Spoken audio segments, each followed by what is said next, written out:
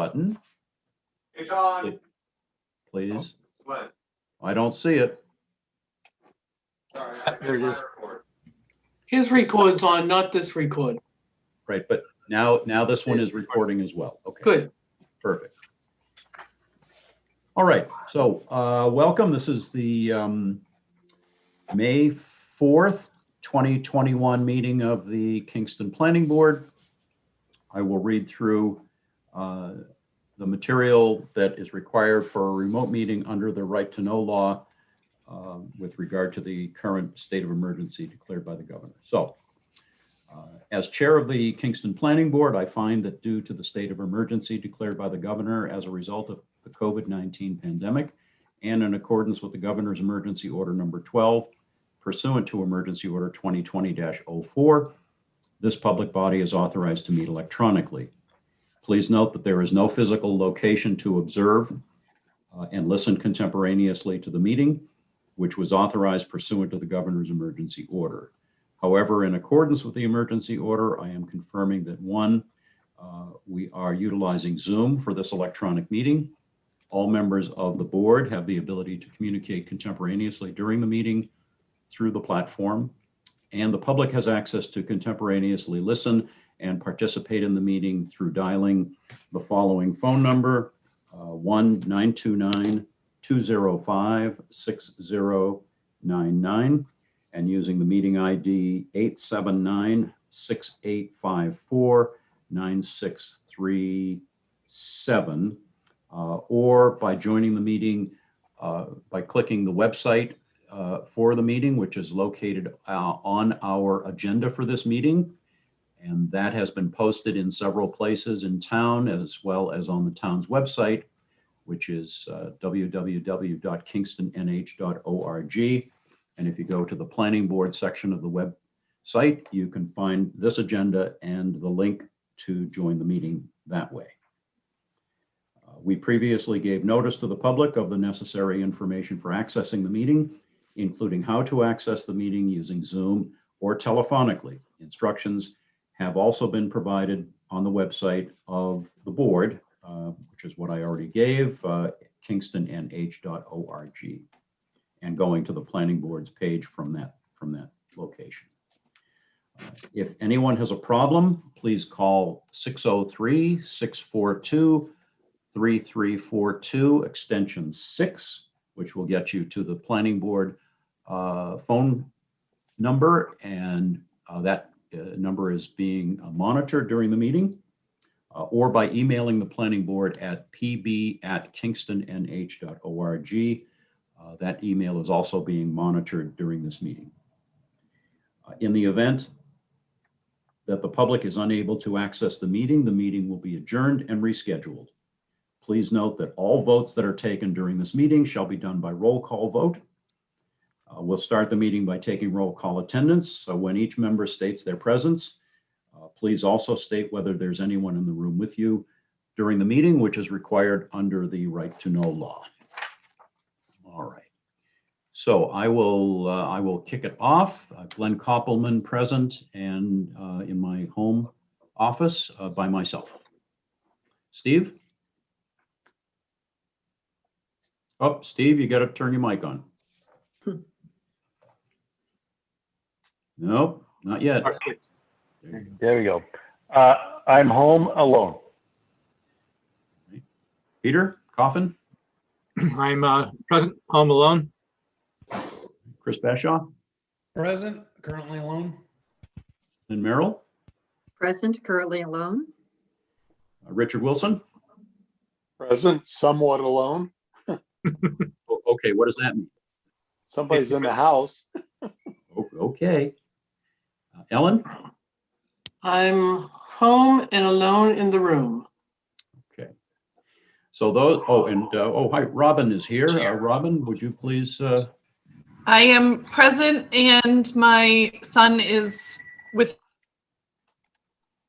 Oh, you just cut out, Ellen. Robin. Robin? Hello. Okay, well, we got the message. I did. All right, so In addition, we also have Glenn Greenwood, our town planner, with us. So it looks as though we're short one full member. Chris, do you happen to know what Peter's status is? I do not. I've just Okay. been running kids. Ellen, have you heard anything from Peter Bakey? I haven't. All right. So until such time as Peter might join us, we have one of our, well, we actually have two alternates with us. We have Steve Padfield, and then also Ellen, who is an alternate and also our administrative assistant. Steve, would you like to fill in for Peter Bakey until such time as he might join us? Sure. Okay, perfect. Yep. All right. Okay, so we have one hearing tonight, and then we have a bit of a training session that was offered up to us by the town's hydrogeologic consultant, Dana Truslow, and so we'll be doing that after we do the public hearing. The hearing is not scheduled until 6:45, so we will try to dispense with a couple of board business items. Why don't we start with well, I'm going to start with the minutes. Let's see if we can do those. The minutes of April 6, 2021. Yeah, this is Peter Coffin. I'll move the minutes be accepted as written and submitted online. Motion by Peter Coffin, Second. second by Lynn Merrill. Discussion. Any concerns, questions, adjustments, corrections? All right, there being none, I'll call for the vote. Steve Padfield. Yes, I accept the minutes. Peter Coffin. Yes. Chris Bashaw.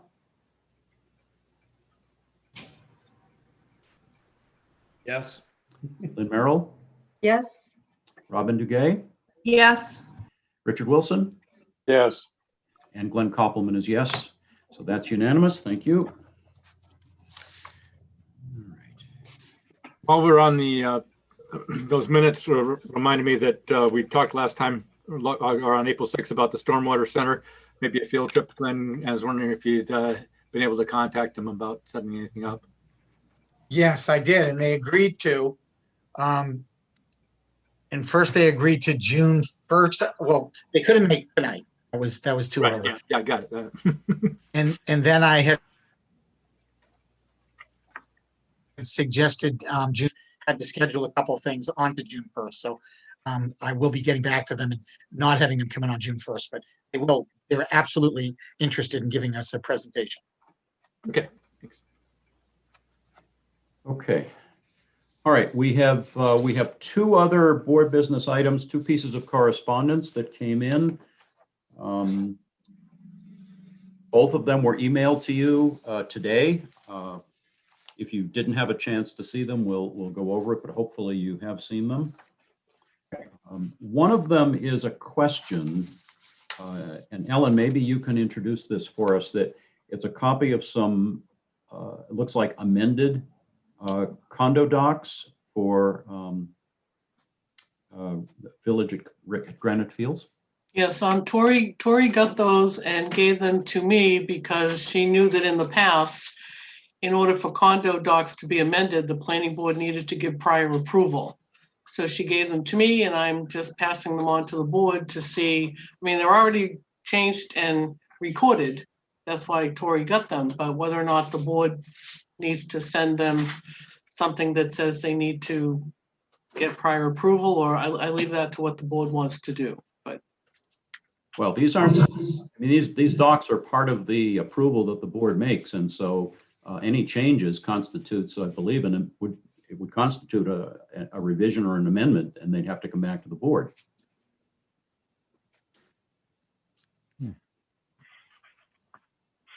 Glenn, do you have any advice for us?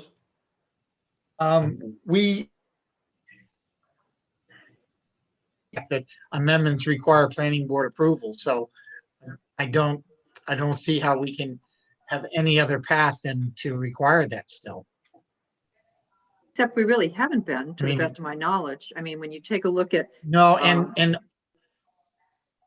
Lamplighter and some of the other condo associations have been making a lot of changes lately to their condo docs, and nobody else has come before the board.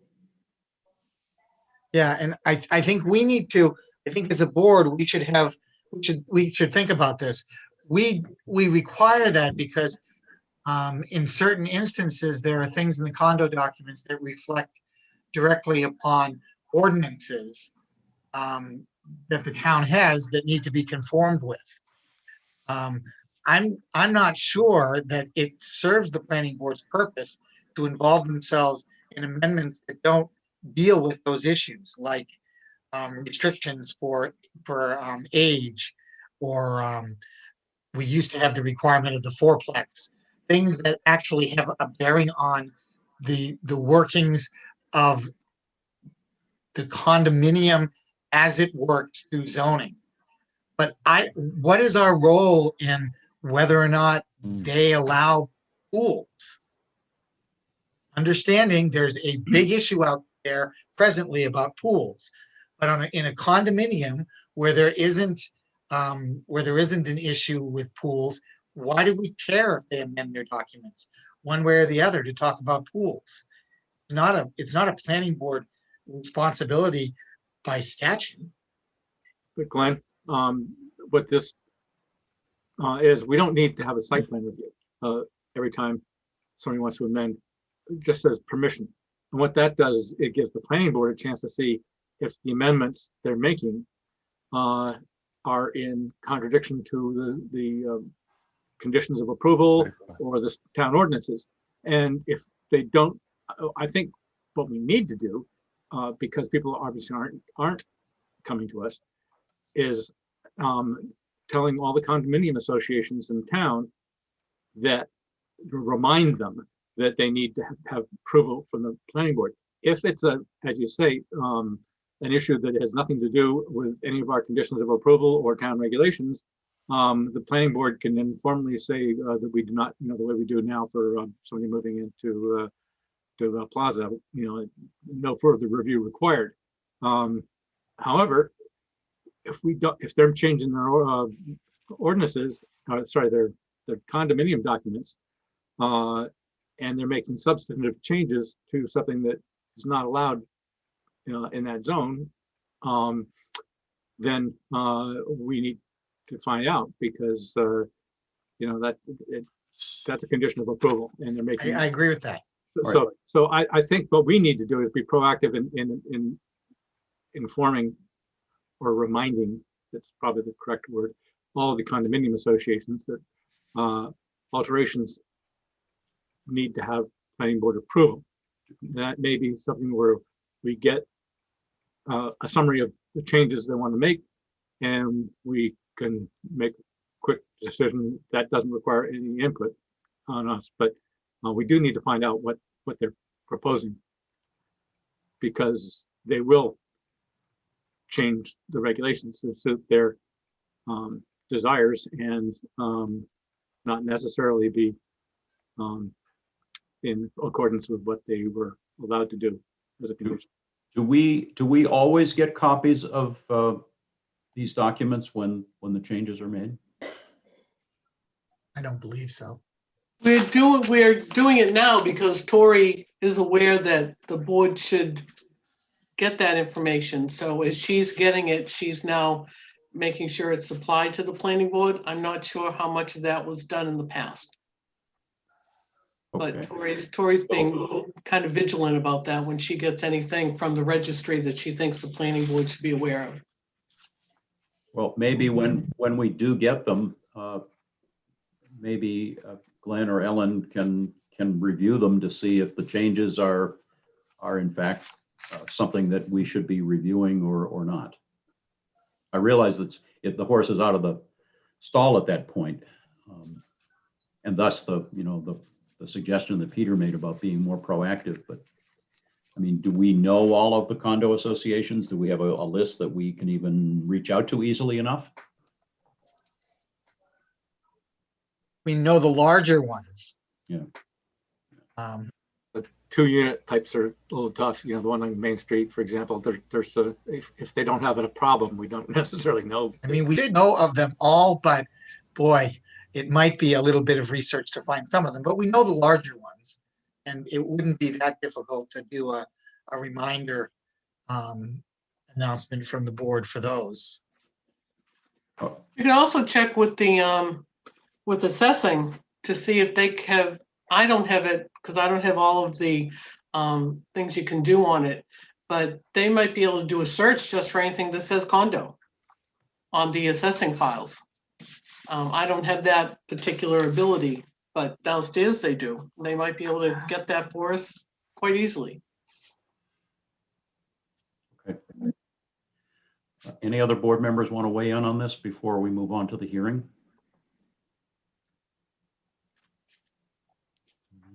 There's Robin. Hello. Sorry, I was moving all around for a minute. Okay.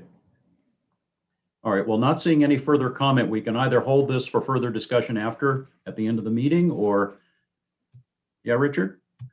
No, I was looking at my hand.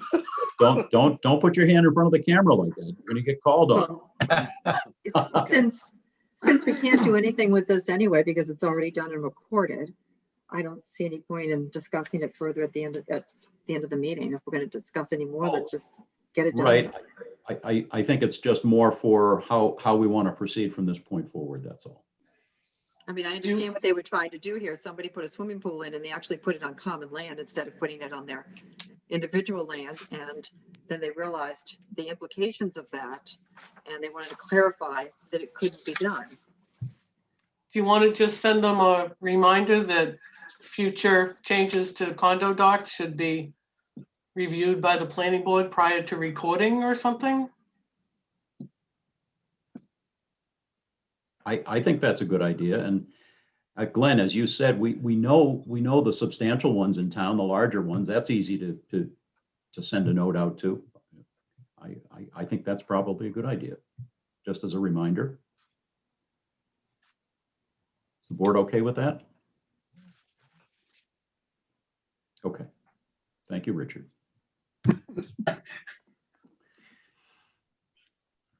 Okay.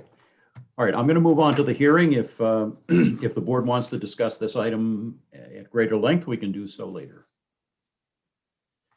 All right, so it is now 6:48 p.m. Let me read the way the hearing is listed on our legal notice and agenda for tonight. The applicant is Richard W. Beauchesne, I assume TR means trustee. Yes. John's Truck and Auto Salvage, 71A New Boston Road, Kingston, New Hampshire, 03848, tax map R18 lot 22. The board will be reviewing an application per the expedited review process for a proposed 45 by 20, it says square foot, but I assume that means 45 by 20 foot concrete pad apron design and construction. All right. Okay, so that's the legal notice. The board received these plans and the application by email earlier, so you should have had a chance to review that. And Andrea Kenter is with us tonight and will be representing the applicant in this case. And Ellen says that we do have authorization, so we're good to go there. So Andrea, why don't you go ahead and start us off and sort of introduce it to us. And if you want to share the screen with any material, you can do that. I could try and do that. Yeah, sure. So I've worked for John's Truck and Auto, probably about 10 years by now. And this is the second time I think they've come before the board with a proposed plan to do a pad. But I want to give you a little background info on the project itself and why it's being done. In 2003, the New Hampshire DOJ, Department of Justice, sued big oil refineries and manufacturers for the presence of MTBE in our gasoline fuel. And all but one of those companies settled. The money that was part of that settlement was just shy of 82 million that went into a pot that was reserved and called the settlement funds. 10 years later, 2013, DOJ took ExxonMobil, the lone holdout on that court case, to court, and eventually prevailed after 3 or 4 years of, they won at the state level, they won at the Supreme Court, state Supreme Court level, and then eventually the US Supreme Court level.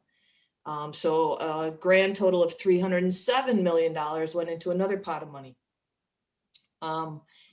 At that point in 2016, New Hampshire Department of Environmental Services and DOJ set up a program and a new bureau within the DES called the MTBE Remediation Bureau. And that bureau was tasked with using those pots of money, specifically the $82 million set of settlement funds, to do certain things throughout the state, investigate MTBE impacted sites, provide drinking water infrastructure to impacted houses and communities, testing wells, private wells and community wells in the vicinity of MTBE sources. And last but not least, the money was used to implement measures to prevent further MTBE contamination getting into our groundwater and surface water reserves. So that is key in how the salvage yard group came into being able to obtain some of this money to improve their yards.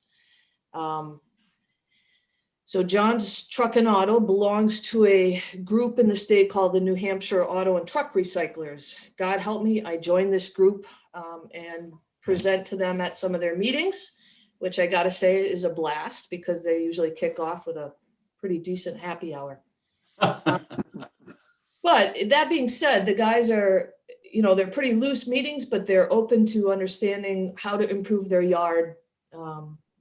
They are caught in the crosshairs with DES in that they're regulated on all sorts of fronts. So John's Truck and Auto filed an application with the MTBE Bureau to put in a pad. And this, like I said, this is their second attempt at doing this. They scrapped one a number of years ago for certain reasons. In fall 2018, they had a fire at the yard. And so their primary building that fronts New Boston Road was burned to the ground. And they have rebuilt that. And as a result of the rebuild, it was built in the same footprint, same square footage.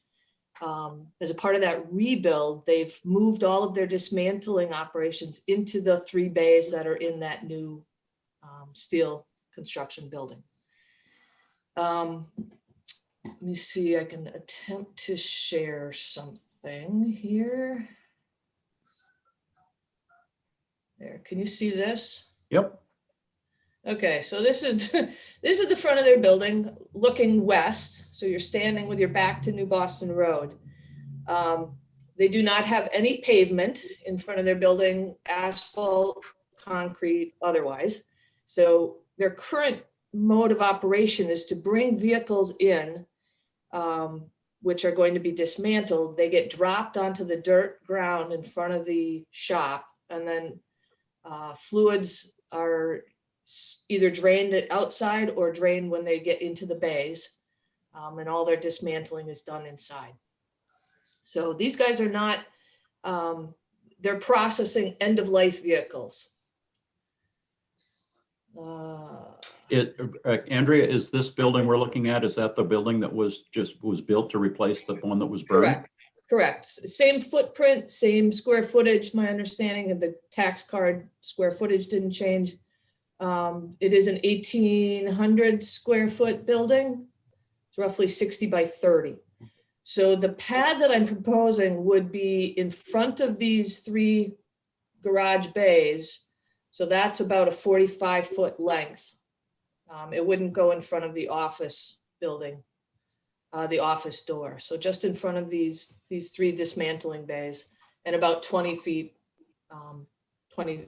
45 by 20. So a 900 square foot concrete pad. Their pad, so each yard is different in how they use these concrete pads. Some of these yards are using them for their crushing operations, where they've put their crushers on the pads. The pads are built extremely beefy, 9-10 inch thick pads. Some are used for post crushing. After they're done crushing, they make their car sandwiches on the concrete pads. So it's a mechanism to prevent any additional leaking fluids from getting into the ground and into the groundwater. John's Truck and Auto has been monitored by the DES they've had a groundwater management permit for, I should have checked, probably 15 years or so. So there are monitoring wells in the yard, and we do some sampling offsite at private supply wells in addition to that. The yard has gotten significantly better since Rick and his partner Steve Grace took over. So that's a good thing. They are actually a state green yard, so they had to go through additional certifications in order to fly that flag. This particular pad that we're proposing, it's a landing pad for incoming vehicles. So it's basically a concrete drip pad, if you may. They do have PLBs, positive limiting barriers, similar to what you see around gas pumps at a gas station, so that collects any spillage. And the guys do have to maintain these pads, so they can't get clogged with dirt and that sort of thing. The process. Sorry, Andrea. So there is a bit of containment, if you will, around the perimeter on these pads. Yes. Yes. Okay. It's literally just like the concrete aprons you see at gas stations with those grooved surfaces. Yep. Okay. So this pad would have those grooved PLBs. The process that the state has generally asked us to follow, it is a design pad in that we go out with a drill rig, we do some test borings within the pad footprint to see what the soil type is. I'm not expecting big surprises here, but we have certainly had salvage yards where they've been built on wetlands. So for example, there's significant organic material, which isn't good when you're putting a loading surface onto it. So the test borings are just to basically confirm soil types and whether or not there's any fill that is inappropriate for leaving in place. Then the pad is designed based on the weight and the number of vehicles tracking on and off it, or the equipment that would be used to push those vehicles into the bays. And a design thickness is come up with. And then, so there's a CAD drawing that gets generated with the plan set, and that gets submitted to the DES for approval. And then we get the green light to hire a contractor to pour the concrete. And then there's a post-installation documentation that goes into the state as well. So this would, to date, between my coworker and I think we've done 37 pads at 31 yards. So it's been an extremely successful project being funded by these MTBE settlement monies. Great. So any questions? Sure. Let's open it up to the board for questions.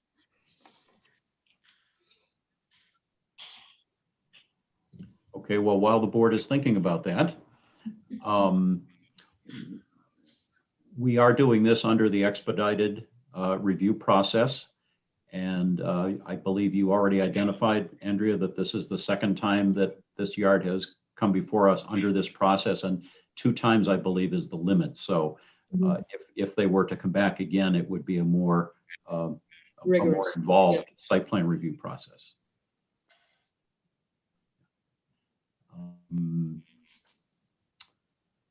Just a quick question.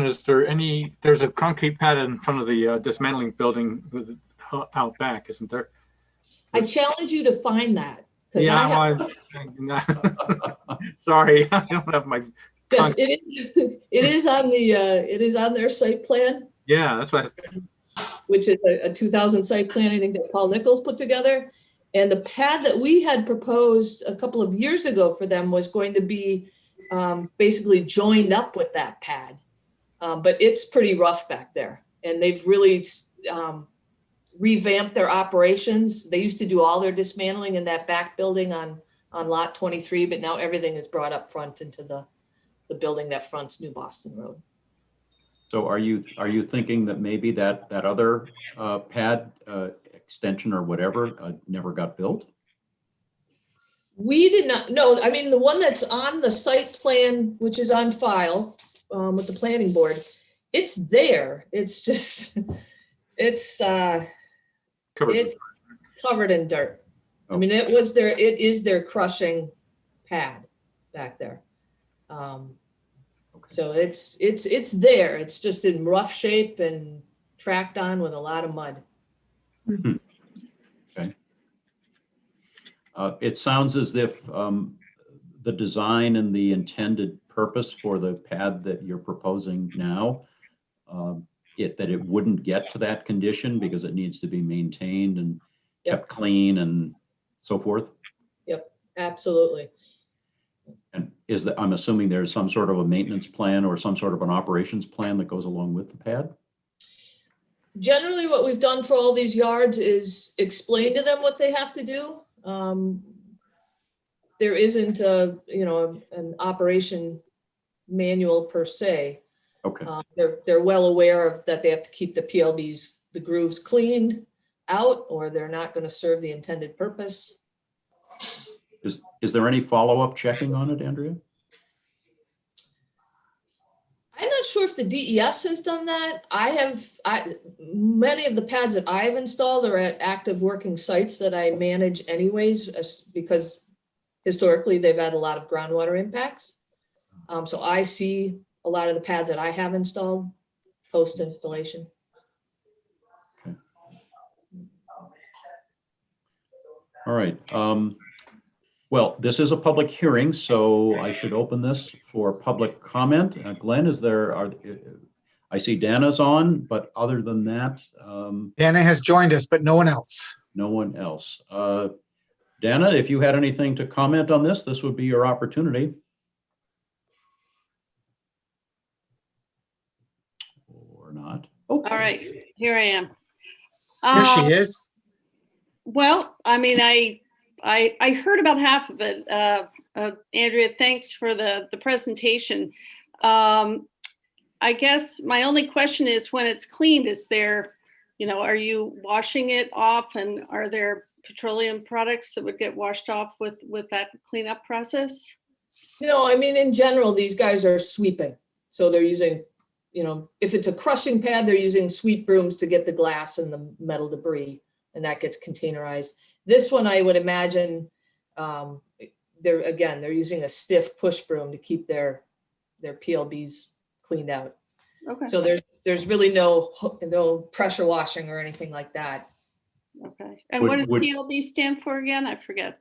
Positive limiting barriers. Okay. So those are the channeled grooves. Got it. If there were fluids in those grooves, Andrea, would they use some sort of maybe a dry? That's a good point. Yeah, all of the yards, and this one I know has one as well. They have spill kits. Yeah. Within the garages, so they've got Speedy Dry and sorbent pads on the ready. Speedy Dry, that's what I was trying to think of. Or kitty litter. It's cheaper. I probably drive by this place 100 times a week. Yeah. And very rarely do you see a car out front on the ground. They have a very large forklift that they put through the windshield, take it in, set it in the building, dismantle it, take it out in parts. They do a pretty good job, and I think this is basically helping what could be a bad situation. Just last week, they, as part of the MTBE Bureau's initiative to help these guys better their best management practices, they partnered with a unique company. It's a New Hampshire-based company called Wen Industries. And Wen Industries makes gas buggies and drills where you can poke the gas tank and then vacuum out the fluids, the gasoline, and it goes into a intrinsically safe buggy. So John Struckanato took advantage of that when it first came out a number of years ago. And just last week, I put in for their second buggy.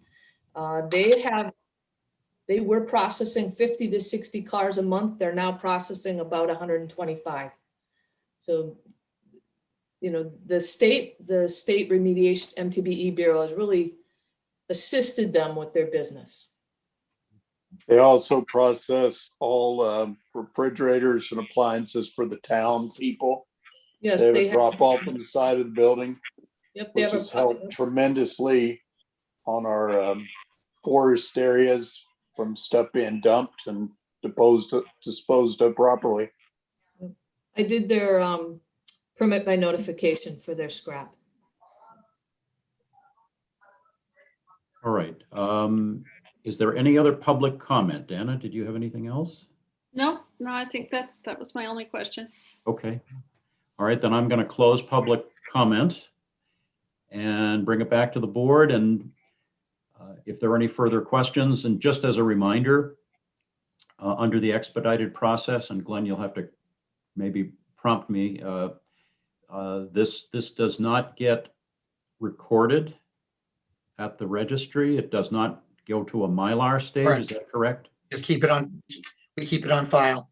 We keep it on file at the town.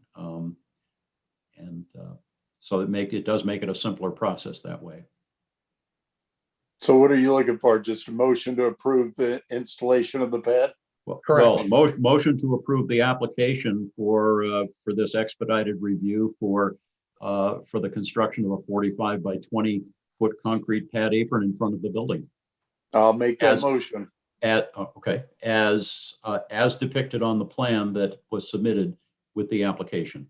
And I don't know what the date of that plan was, but that would be it. All right, so motion by Richard Wilson. Second. Second by Chris Bashaw. Discussion. We went through the requirement items last time, so and I think Glenn can testify that all the requirements for the expedited review have been met. So I move the vote. Okay. All right. I will call the roll. And Ellen, I'm sorry, I'm not trying to take your job here, but it's easier for me just to look at the screen. Oh, She's Ellen's gone anyway. We lost her. We lost her again. We lost her. All right. Well, hopefully she can hear us. All right. Steve Padfield. Yes.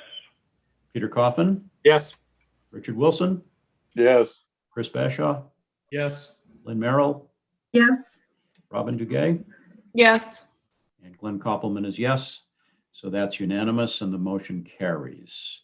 Richard, you have your little hand up too there. You might want to bring that back down if you're. How do you do that? Well, you pushed a button somewhere and you got that thing up there. So it's down at the bottom of your screen. There should be a. It should go down on it by itself. Oh, there it is. It's gone. I didn't do anything. Yeah, that's right. Yeah, It time's out. Sure you did. Okay, so the application has been approved, and as I said, there won't be any Mylar to be recorded. We'll keep a copy of it at the town. I'm assuming, Glenn, that there will be a letter sent to the applicant notifying them of this. Yes, that will get done. Okay. And I just got a text from Ellen. She's on the call. She just isn't on the screen. She hears us. Okay, fine, perfect. Is there any? Andrea, Yep. did you have questions, Andrea? Is there any time frame? For example, I have a drill date next week to start this process. Do I have to wait for your approval letter to come, or am I good to go? Well, We will. Do you have to get you give a permit to the town in any way? Are you looking for an inspector does the health inspector go out for that well drilling or? No. Because I can certainly get something written up on Thursday for you if you'd like. No. The health inspector will witness it. You're all welcome to come. It's quite entertaining. Yeah. Glenn, what about the 30-day appeal period, just as a caution? Well, that appeal period follows site plan review approvals. We've never really discussed that in conjunction with an expedited site review. Well, it's still site plan approval. It's just a different kind. I mean, any action by us is appealable Yeah, that is true. by an aggrieved party. So I guess it would just be caution to you, Andrea, that during the 30-day time period that, anything could happen, and it's sort of, at your risk. Okay. Probably by the time they drill and get it analyzed, 30 days will be up before the pad. Oh, yeah, the pad pour itself will, these guys are busy. It's gonna be a while. Yeah, and I think, won't the building pad require a building permit? I started this whole process checking with the building department and they sent me to you guys. So I will check back with him. Yeah, I think that they are gonna want to have a building permit for that, but I'll leave that to Robert. Okay. I guess there'll be a building permit on record just to show that it meets all the setback guidelines. Right. Okay. Okay. All right. Andrea, anything else before we let you go, or at least close the hearing? That's it. Thank you. I'll let them know. Okay, thank you. And you're certainly welcome to hang around if you want to participate and hear what Dana has to say. I may do that. Okay, all right. All right, so it is 7:12 and the hearing is closed for John's Truck and Auto. And we will begin the next section of our meeting, which is a bit of training that our town's hydrogeologic consultant has offered to do for us. Dana Truslow is here, and Dana, I will turn it over to you. Great. Well, I'm going to share my screen. Okay, before you do that, Dana, Yep. I'm going to ask you if folks would please mute your mics because there's background noise coming from somebody's location. So.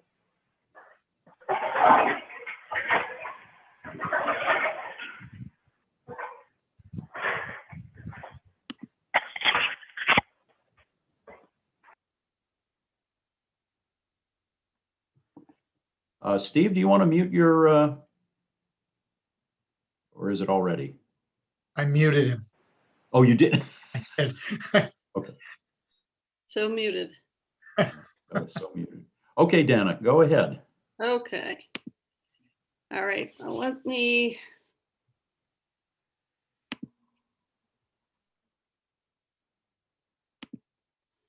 Do the screen share first, I guess.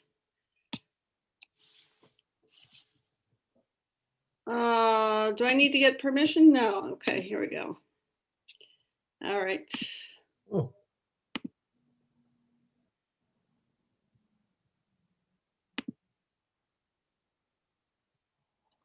Okay, can everyone see the screen? Yeah? Okay. Well, I'm not Great. hearing anybody, so I guess that's a yes. Well, we've all muted, so. Yeah, no, that's fine. That's Yeah, fine. no, it looks fine, Dana. Okay, perfect. Okay, well, you remember probably about 7 years ago, we did some modifications to the aquifer protection zone. And at that time, I provided a training session as part of the introductory part of that. And so there were a lot of good questions that came up during the last application for 266 Route 125. And I know there's some new folks on the board. There's certainly some people who've heard this all before and will find it pretty elementary, but I thought it would be helpful to do a quick review of just some basic groundwater, surface water principles, and talk a little bit about some recent water quality information as well. I got several of the slides that you'll see in here from Brendan Kernan, who's been working on a lot of the data and characteristics for water supplies around the Seacoast as part of the Seacoast Drinking Water Commission. And I've been participating on that commission. So he was able to pull together slides for us for Kingston. So you'll see those in here as well.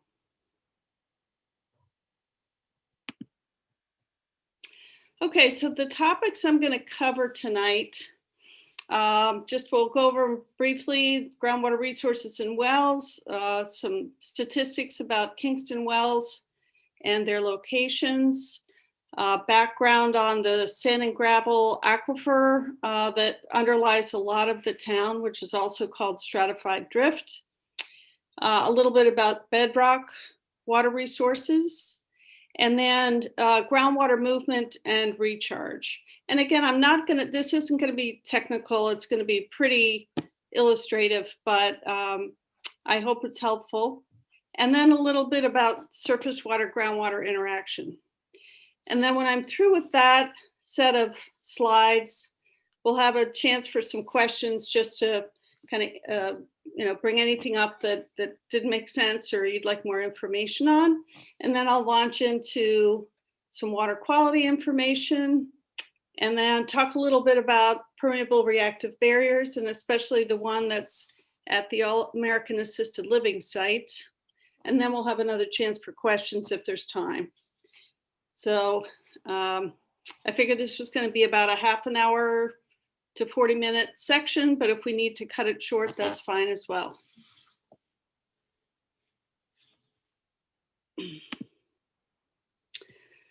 So this illustrates the number of wells that have been drilled in Kingston and the types of wells from 1984 to the present.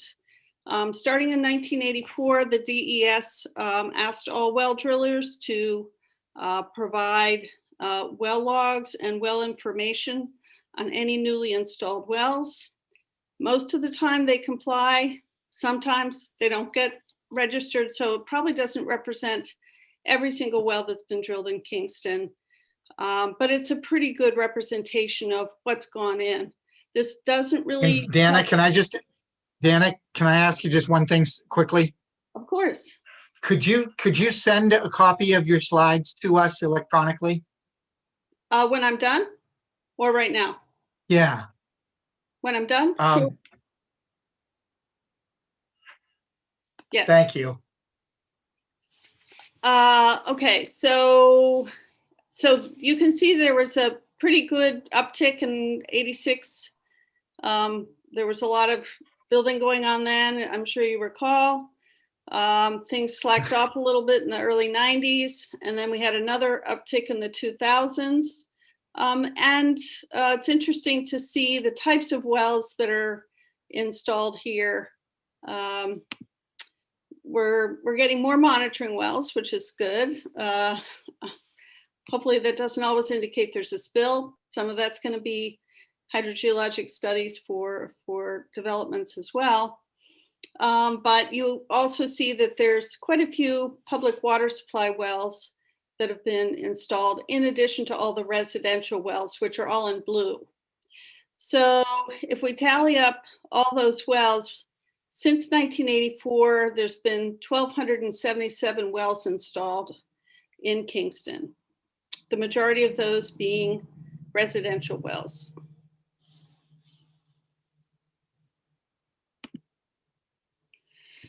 So this illustrates the locations of all the wells. And again, these are the wells since 1984. So anything that had been installed before that isn't represented here, but it shows the clusters of domestic wells, which are the yellow dots. And then it also shows the public water supply wells, which are the blue dots. So there's quite a distribution. The blue dots, follow 125, and they're few in the town area, and then here and there at the extremities of the town. The residential wells, the domestic wells are clustered. There's large clusters around the ponds, and then, of course, along the roadways as well. Also shown here in the sort of light green, it doesn't show up very well, but it's the conservation land is shown in this sort of light buffy green. And you can see that there's very large areas that are conserved, as you well know, that Kingston's done a terrific job of putting land into conservation. So here is the same type of representation. It doesn't have the domestic wells, but these are the water supply wells or the public water wells that are registered with the state. And it also shows the red circles show the wellhead protection areas. Sometimes wellhead protection areas are just drawn based on the pumping rate of the well, so they have to be a certain diameter. But occasionally there's a more sophisticated approach, and they'll actually figure out where the well is drawing from, and that's why you have these irregular shaped red lines around some of those wells.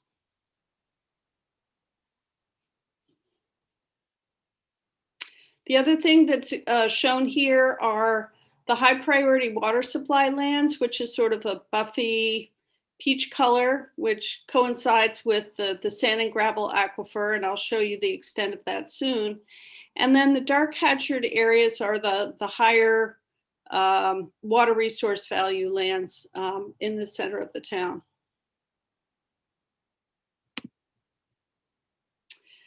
So these are the superficial deposits in town. And by superficial deposits, I mean the material that's above bedrock. So till, sand and gravel, wetland deposits, so on and so forth.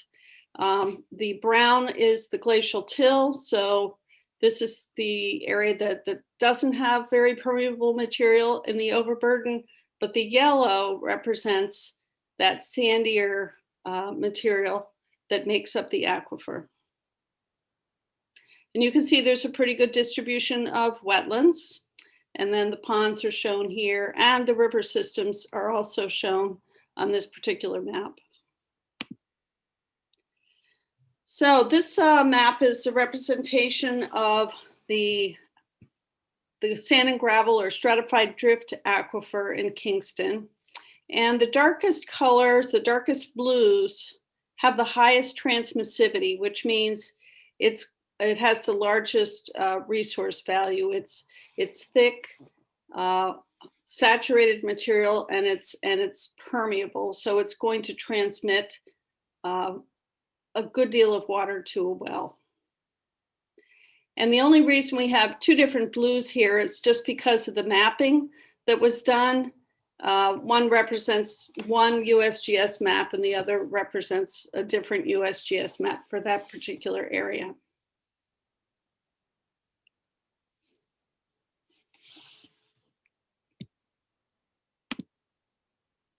So transmissivity is the term that's used to characterize water supply aquifers. And it's a combination of the saturated thickness, not just the thickness of the sand or the rock material, but how much water actually fills it. So you can have a sandy material that's 100 feet thick, but only 50 of it is saturated. So only 50 of that really contributes to the overall transmissivity. So it's a combination of the permeability or the hydraulic conductivity of the material, which gives us an idea of how well water moves through it, and then the thickness of that saturated zone. So well-sorted material or material that's rounded and more or less of the same size, like a uniform sand, a uniform gravel, that's a well-sorted material. That will have a high transmissivity.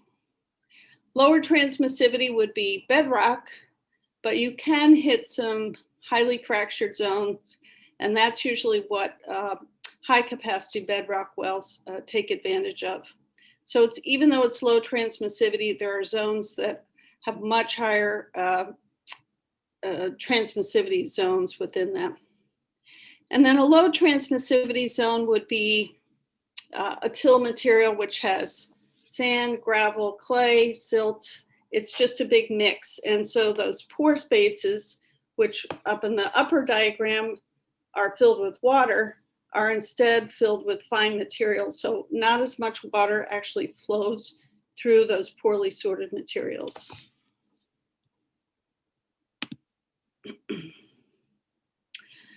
So there are a number of different well types. More and more domestic well these days are largely bedrock wells. But as we found out when we did the evaluation back in the 2014, you still have a fair amount of dug wells and driven wells, well points that are fairly shallow, but they take advantage of that nice sand and gravel material. So for instance, a lot of the older farms have dug wells instead of deep wells. You know, they're shallow. Sometimes they don't give you water all year round, especially when we've had these dry summers, so they're not as reliable.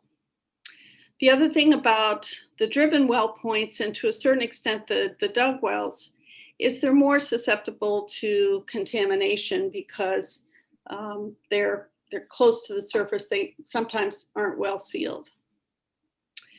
Then this other well that I have here is a gravel packed well, something that would be put in for a municipality for their water supply, for instance, or if a water resource is needed for manufacturing or some other large capacity need.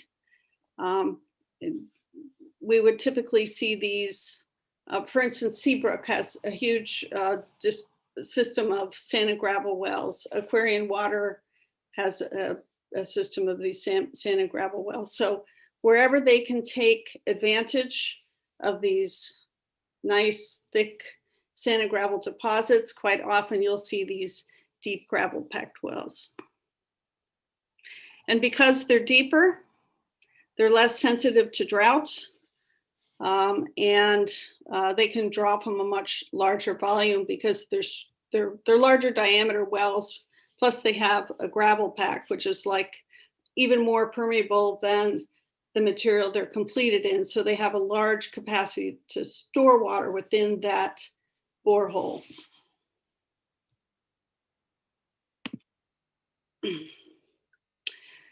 So Geology of Kingston, in terms of bedrock, is also fairly uniform throughout town. So what underlies most of the town is a metamorphic rock.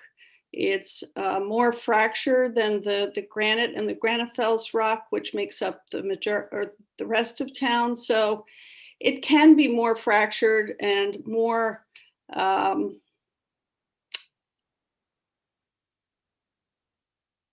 valuable as a domestic water or a bedrock water supply because they tend to have greater fracturing than some of the granite deposits. Your bedrock wells are typically open boreholes once you get below the bedrock surface. And typically a casing is driven usually about 10 feet or more into the bedrock as far as they can so that they provide a good seal from that overburden material. And I have, again, here the representation of the sand and gravel material here as opposed to the bedrock material here, just to show you the difference in the permeability or the transmissivity of the material. Quite often with the public water supply wells, they're required to put in 2 wells so that you have a backup for unforeseen circumstances, repairs, whatever. So you'll have 2 wells installed for the larger community supply wells.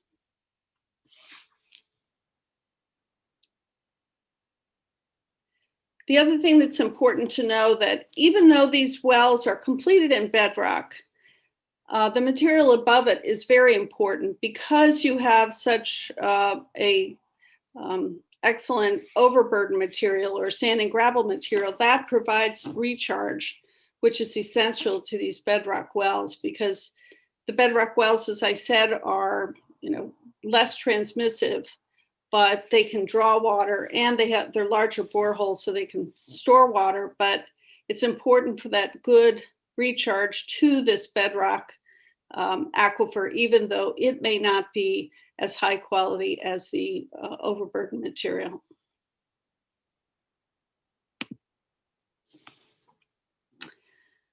So I think there was a question that came up, 6 or 7 years ago when I originally put this presentation together about how much communication or interaction do you see between a bedrock well and a well completed in sand and gravel. And typically,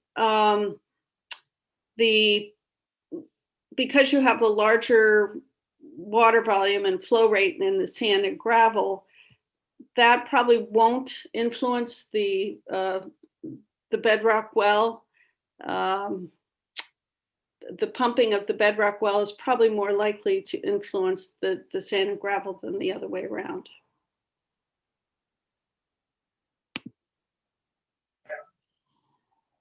And here's a representation, which I'm sure you've all seen, the good old water cycle, but this is a really good illustration of recharge and all the different factors that contribute to recharge. And it also shows you that there's a lot of water use before it even gets to the groundwater.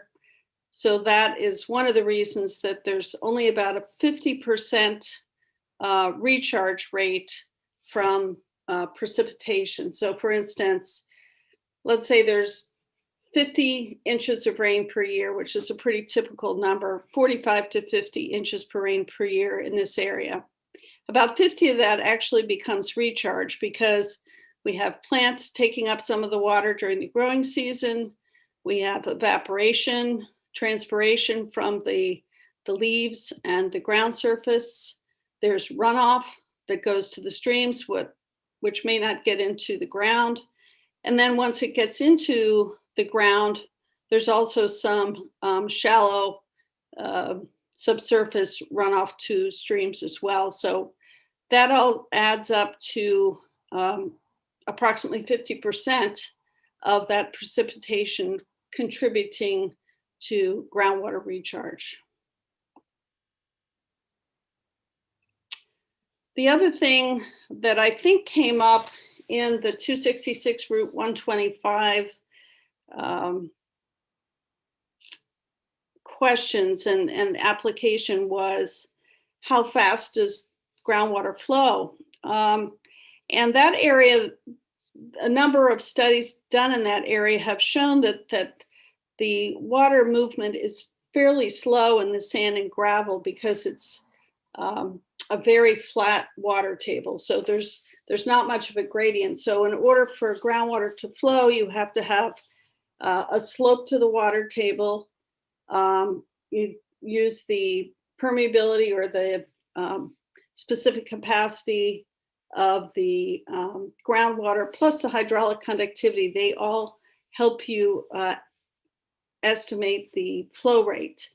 And because there's a very flat water table there, it's not a steep water table and it's permeable material. It's a fairly slow rate of travel of groundwater from, to the stream.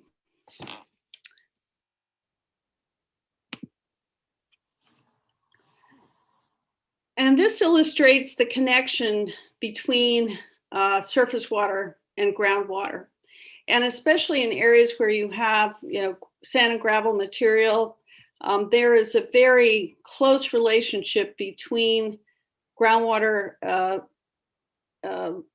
flow and recharge to local surface water. So this shows that in this upland area, these downward areas show the rate or the direction of groundwater flow. and then discharge to this shallow pond here. You see the same thing. You're getting discharge both from this upper pond to the lower pond. So the D's represent discharge points, the R's represent recharge areas. And then you have recharge down to that bedrock material too. You can also have fairly long flow paths. So these are short flow paths. This is a short distance between where it enters the ground and where it leaves in a pond or a stream. But you also can have fairly long flow paths. So you could have water entering the ground in this upland area, and it can follow a fairly long flow path down through the sand and gravel, and then eventually reach either a lower stream level or eventually, I mean, I've got ocean here. There's actually no ocean on this diagram, but let's just imagine that some of these longer flow paths would eventually get to the ocean. So not all the water flows to a local stream. Some of it can continue a fairly long distance, depending on how deep the system is.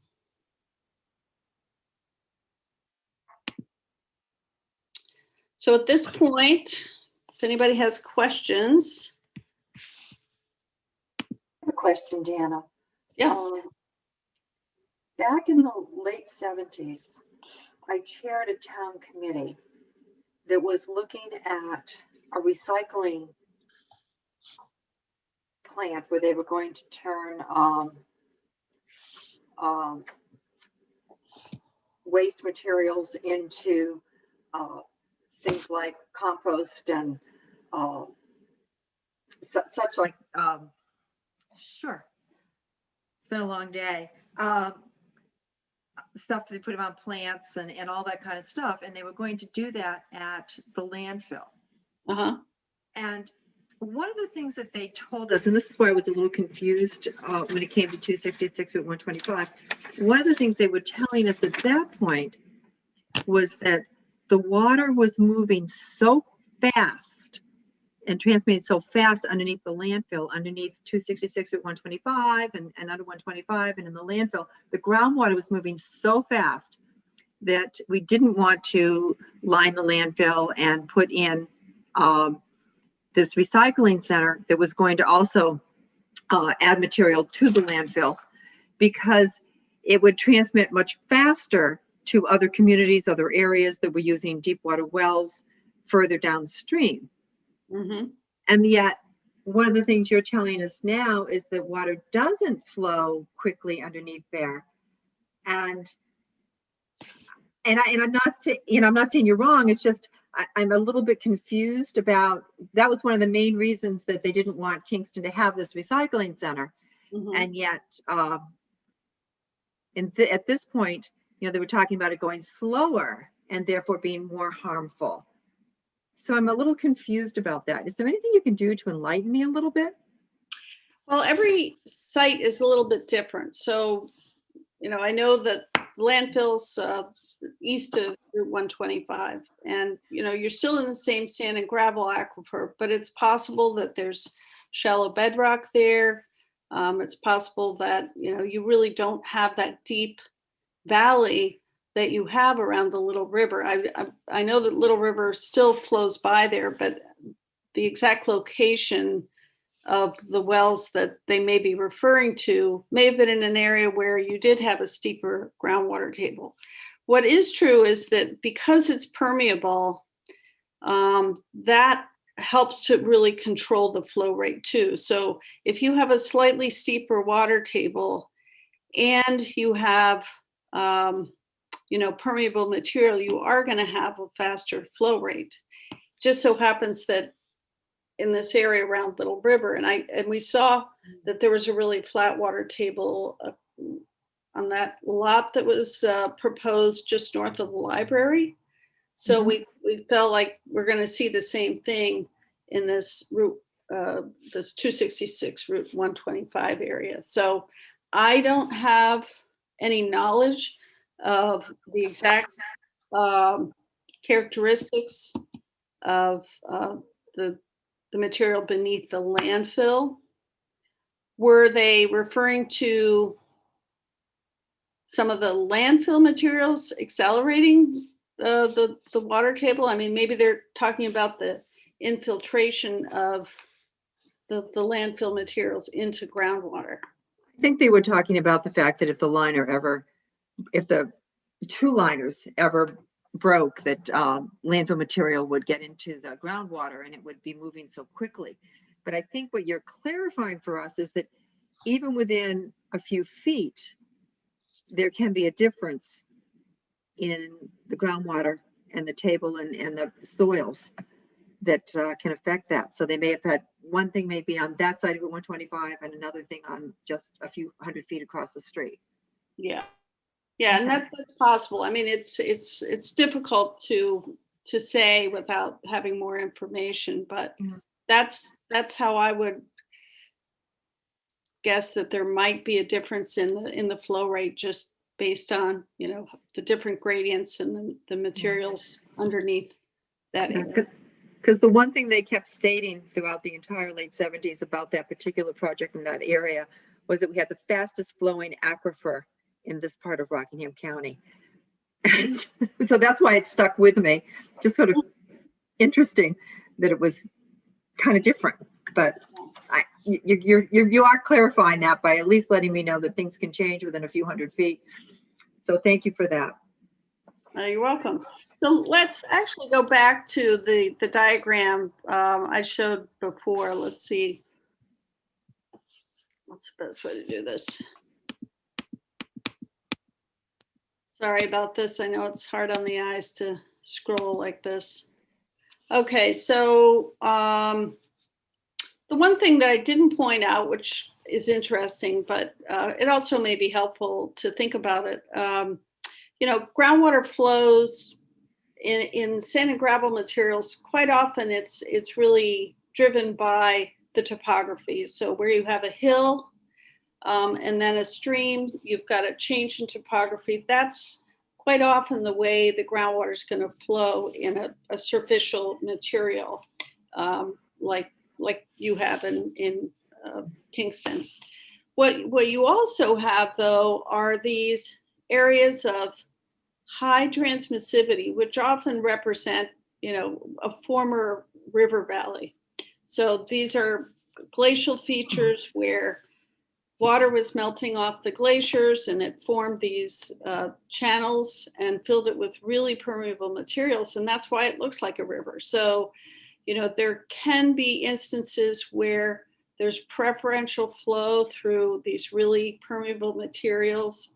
I don't know if they're saying there was a connection here and somehow they were, you know, referring to this central higher transmissivity material, but that's one thing I think is good to know and, you know, kind of interesting to point out is that you can almost see that there was a river there at one point, but now we have Little River here cutting across.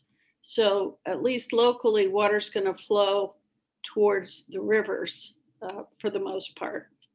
But in other parts of town, the groundwater flow directions may be totally different.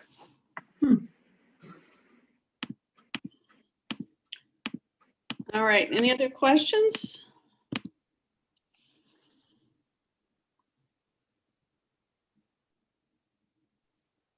All right, we'll go. May I ask one? Yes, of course. What the town resource compared to other communities in our region? And is there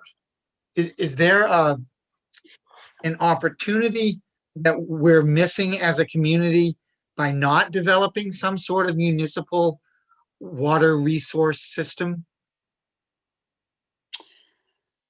Well, it's a good question. I think there is a lot of funding out there right now for water supply protection. And some of it is for protection of, you know, high value water resource land. but the funding sources are more pointed towards existing water supplies or potential future water supply. So since Kingston doesn't have its own public water supply, it would be probably more difficult for them to justify, funding for some sort of a protection project, since you don't have an existing need for that. So in that sense, you might be missing out on that money, but it takes a good deal of planning to figure out if you want to start a public water supply and where it should be. So it's not an easy question to answer, because it means really putting a lot of funding into infrastructure. And so you have to be prepared for that process. But I do think there is an opportunity for looking at some of these high value aquifer areas and really doing maybe some more focused land protection in these areas, so that you can have that available for future municipal use if you ever decide to establish a municipal water supply. So I think it would be worth doing a does it make sense type of exercise, and really figure out where the highest resource values are, and where the greatest areas of protection are. I mean, the U.S. Geological Survey, when they did the study back in the 80s and 90s, there were several areas where, as you probably know, that were deemed very high value. And I think they did some pump tests to really demonstrate the value of those areas. So it would be interesting to pull that information out, look at that information, and start thinking about where those areas could be.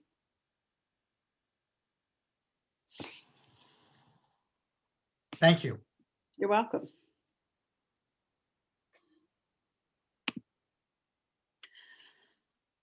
All right. We'll go quickly over water quality concerns. Well, we won't go quickly. It depends how quickly you want to go. How's my time? Am I running over? Oh, yeah. All right, I'll go faster. So what are the water quality concerns? We have direct release of oil and hazardous materials. That was really a big problem in the past. It's becoming less of a problem, but there are still unintentional releases. There are still problems with hazardous materials. We'll talk about PFAS in a minute, but there is good engineering and control of most of the oil and hazardous material handling that's out there. And I know you've been careful about putting in controls on where oil and hazardous material storage areas and use areas can be in town. Stormwater is one of those really difficult water quality questions. Road salt, that came up a lot in the last project. Sediment carries a lot of phosphorus, and just sediment by itself can be a contaminant, especially to surface water bodies. Petroleum runoff, the petroleum included in stormwater can be a problem, especially if there's a larger release. Landscaping chemicals, nutrients from phosphorus and nitrogen that are included in fertilizer, and the other chemicals that go with that can also be a problem for stormwater. And that can contribute to eutrophication in ponds, lakes, and estuaries. And then animal waste. So, dog waste, large animal waste, human waste, they can all contribute bacteria, pathogens, and nutrients. PFAS is something I'm sure you're well aware of. Perfluorocarbon compounds It was used in firefighting foam, Teflon, and coatings, especially waterproof type coatings. There is now a New Hampshire regulatory limit, but there is still no federal limit on the concentration of PFAS in groundwater. And I think the DES is doing a great job on really staying on top of that. They're very active and very engaged on many levels. Naturally occurring arsenic and manganese. So arsenic we've known about for a while. They've reduced the drinking water standard so that it's even a lower concentration that's considered a health advisory. And they've just added manganese as well as a potential health problem, and have lowered the concentration for manganese in drinking water as well. Supposedly manganese can lead to developmental issues, especially for children. So that's something to be aware of. And of course, our old friend septic system discharge, in addition to nitrogen and phosphorus being discharged, we have issues with personal care products and other household products like PFAS and bacteria can all contribute to groundwater and surface water contamination. This is another bit of data that was provided by Brendan Kernan. There's been some water quality testing that's done through the public health data set. And so this is a summary of the number of wells that have been tested for a variety of contaminants. And what I've done is highlight in yellow those contaminants that are higher than either the county or the state percent exceedances. So for instance, chloride, the concentration limit is 250 milligrams per liter. The number of wells tested was 79. So 12.7% of those wells exceeded this 250 milligram limit. But in the county, in Rockingham County, it was 6.6%. And in the state, it was 2.79%. So there's a higher than regional levels here in Kingston. Copper and lead, which are usually a function of plumbing, there were also exceedances for that. And again, you can see those comparisons. Iron was higher than normal for many of the Kingston wells as well, 25% as opposed to 13 or 17. And then manganese was also higher in Kingston than many of the county or state wells tested. And then finally sodium, which is usually associated with chloride being, a road salt derivative. So sodium doesn't have a drinking water limit, but it's more of a health advisory limit. And that was exceeded 71% of the time compared to 54 or 33 in either the state or the county. So those are just some things to be aware of. Again, 77 wells is not a huge sample. So, I don't think you can, make too many assumptions about it, but it is good information to have that these are common occurrences and to watch out for them. And also to persuade homeowners, because they have the majority of the wells in town, to test their wells on a regular basis. I mean, it's suggested that people test every 2 to 3 years if you have your own water supply well. And it's easy to send a test into the state, and it's fairly inexpensive. Dana? Yep. Can you tell me if those values on this slide here are before any treatment that might take place? Yes, these are almost always verified to be taken before any treatment. Okay, thank you.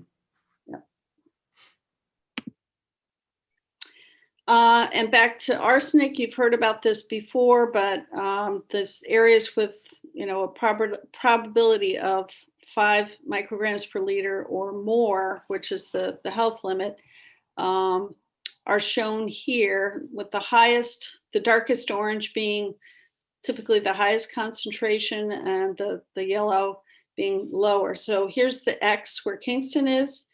And part of the town is in this, fairly high probability of having higher arsenic, and then half the town is outside of that area.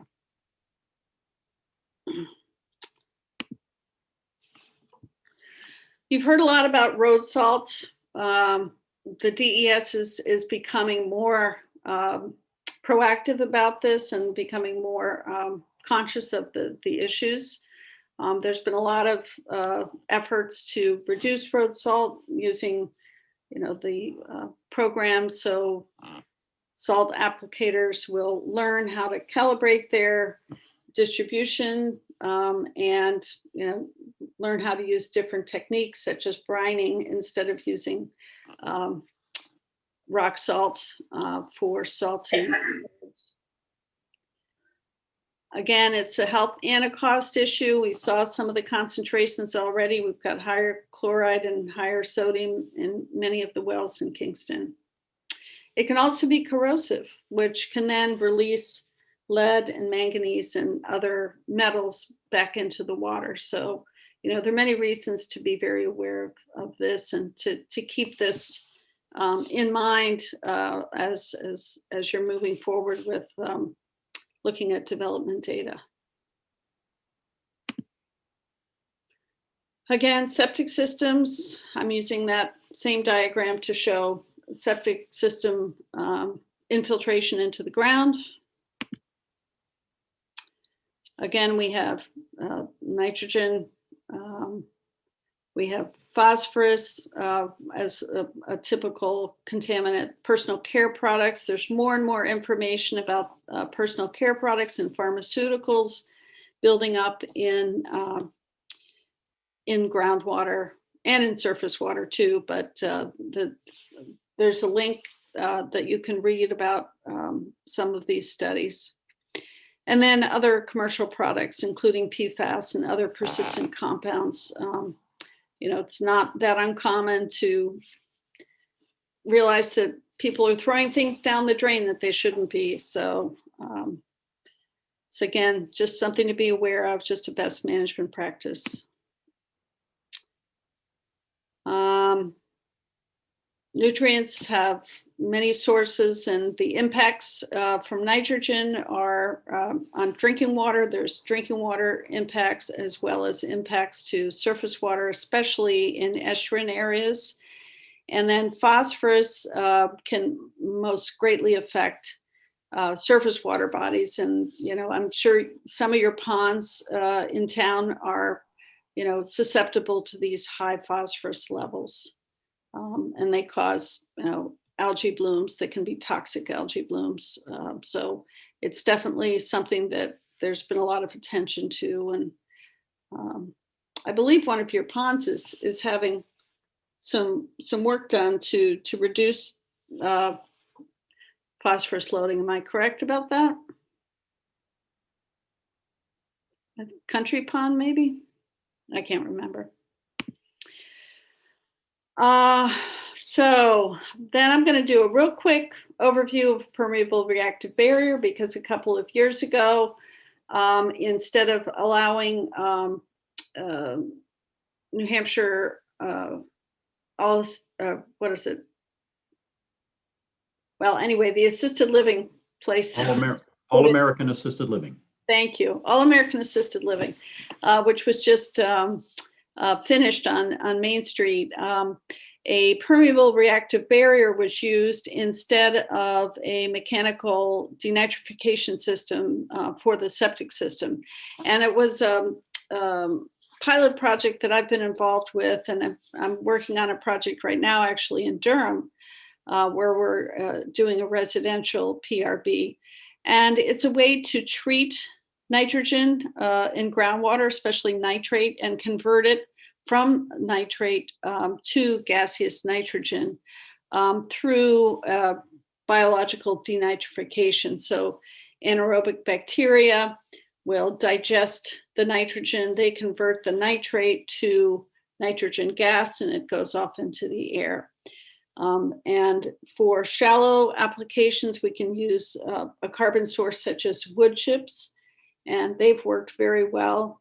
For deeper zones, for instance, on Cape Cod, they have used vegetable oil as their carbon source. There's no mechanical infrastructure, but monitoring is required and some level of maintenance just to make sure that that trench is being maintained. So basically nitrogen or nitrate contaminated groundwater flows through this permeable reactive barrier, which is basically a trench that's filled with wood chips. It has to be saturated, so this groundwater flows through this wood chip trench, and the nitrogen gas goes off into the atmosphere, and you get reduced nitrates down gradient. And at All American Assisted Living, there has been success. We have seen dissolved oxygen in the groundwater drop significantly, which is what's required for the anaerobic bacteria to thrive. We don't want it to go too far down, so we don't want that to impact surface water. But at this point, the monitoring has shown that there's not an impact on surface water, and there is a reduced dissolved oxygen level down gradient from these PRBs. The septic system has been, both septic systems are in use now. They're still under capacity in terms of their residential capacity, but both of the septic systems are being used. We haven't had any nitrate increases down gradient of the PRB. We did have that very odd spike last October, I believe it was, where we had 27 milligrams per liter, but they resampled and we were back down to 1 milligram or less. So I'm not sure why that happened, but sampling is going to continue through 2021 and maybe extended after that, just to make sure the system is working. All right, that's it. Any other questions?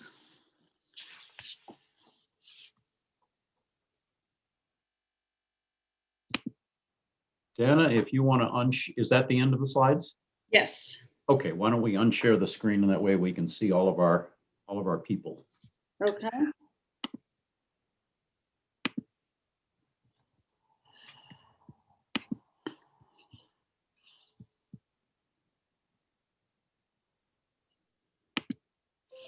All right. There we go. All right. Questions from the board? Comments?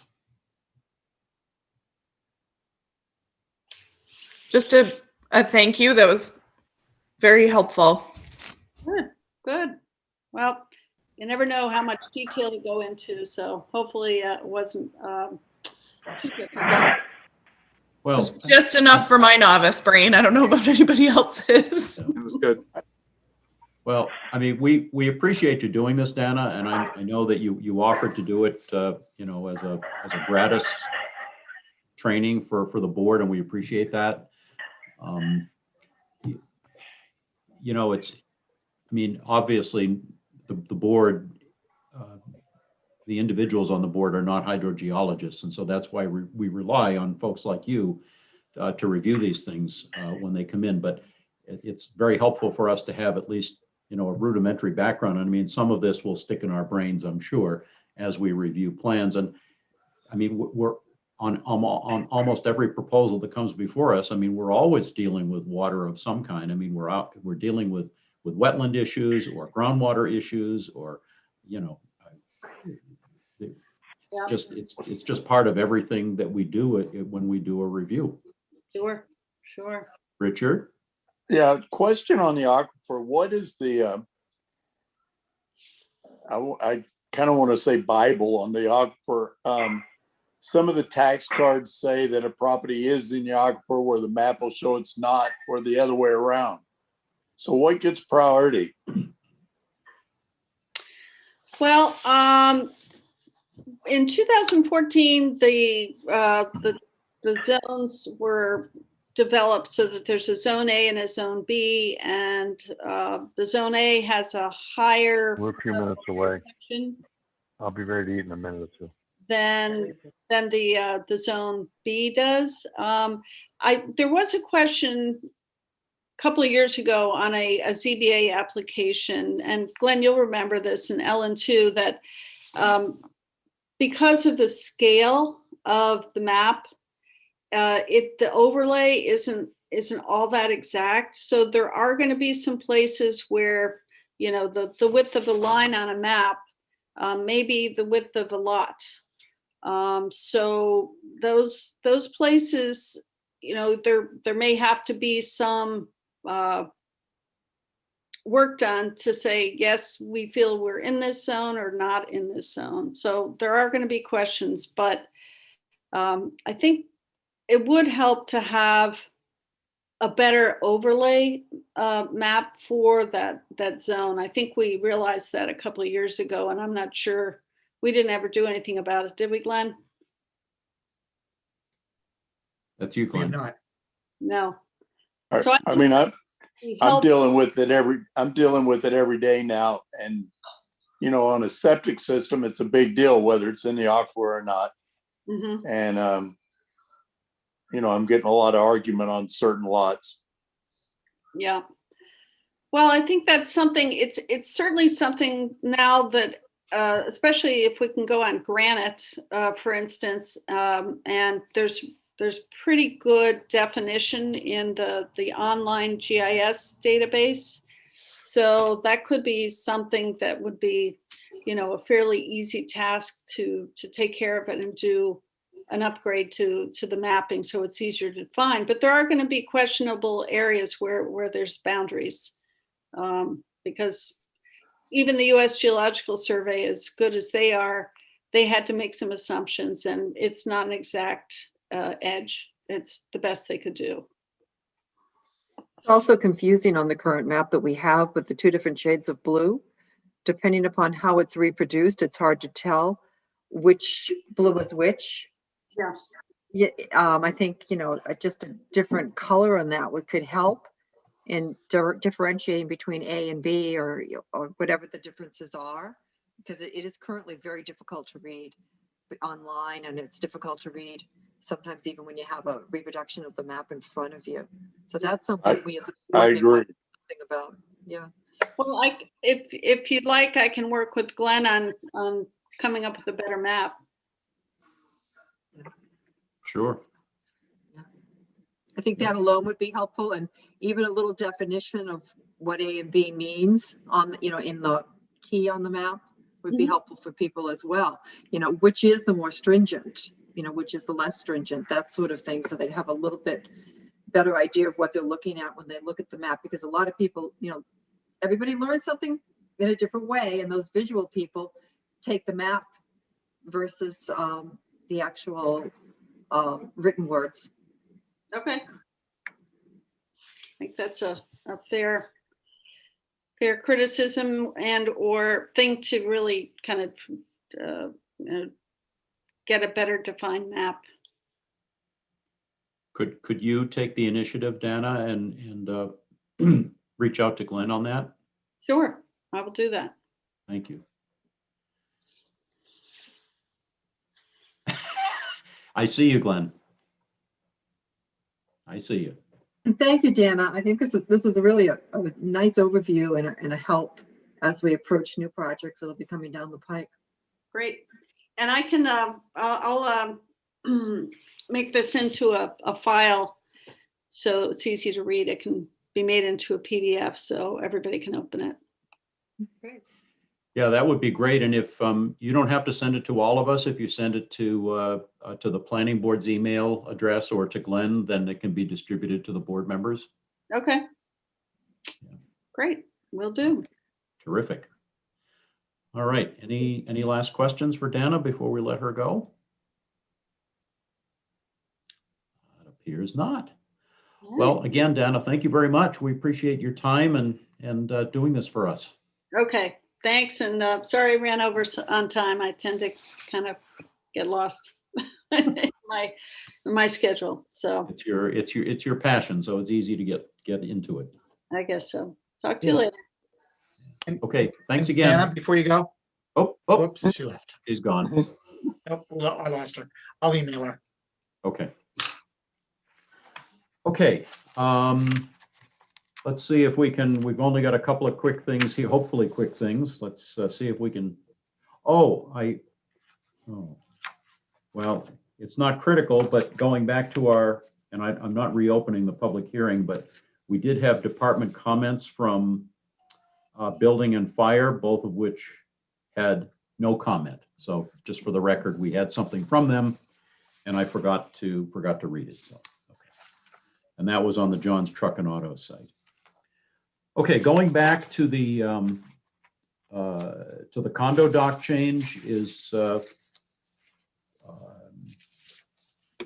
were we more or less on the same page about trying to do some outreach, at least to the larger condo associations that we know about, and just alerting them to the fact that any changes. I have a note to do a mailer to the ones that we can find, hopefully using the assessor data, just to let them know what our expectations are of them if they're contemplating amendments. Okay, perfect. Yeah, along that line, Lynn had mentioned that because the one at Granite Fields has already been recorded, that it was sort of a done deal and couldn't be changed. I do think that we need to be aware of the fact that if one comes through that has been recorded and we weren't notified, and it seriously affects a permission that they did not have, or a condition that they no longer meet with the new reg, with the new condo docs, that we do have options. We can go to them and tell them they do have to make another change to their condominium docs and have that, whatever the offending section is, taken out or modified so that it's legal, and then also record that. So because it's been recorded doesn't mean that we can't do anything. If it's obviously on a case that doesn't affect us, picking up your dog ordinances, for example, or but on things that affect us, we can require them to change back or to modify. Right, and if in fact the town through the assessing office or the permitting office is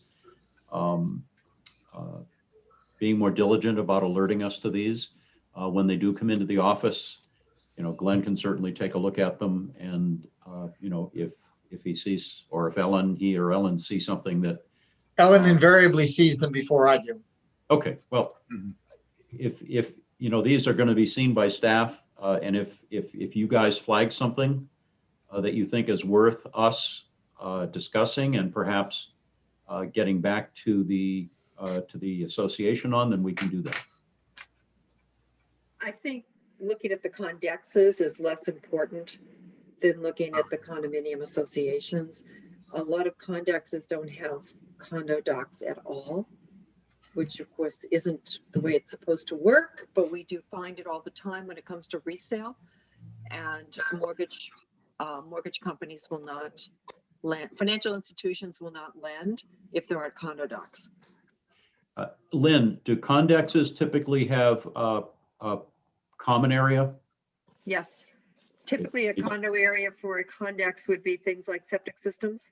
Driveways. They might share a leach field, things along that line. Sometimes they share wells.